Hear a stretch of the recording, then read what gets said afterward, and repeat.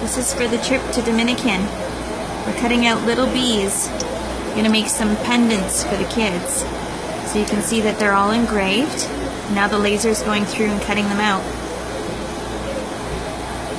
We'll take these home and stick little pins on the back so that the kids can pin them to their backpack or to their shirt or wherever they like them.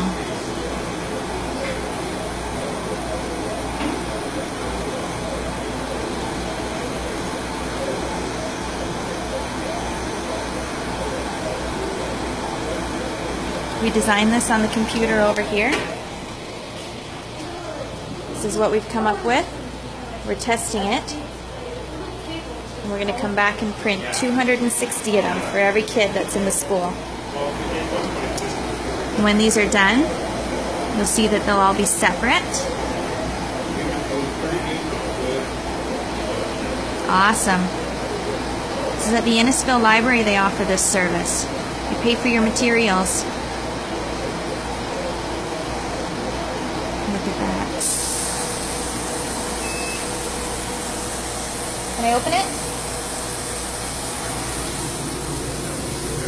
And here we are.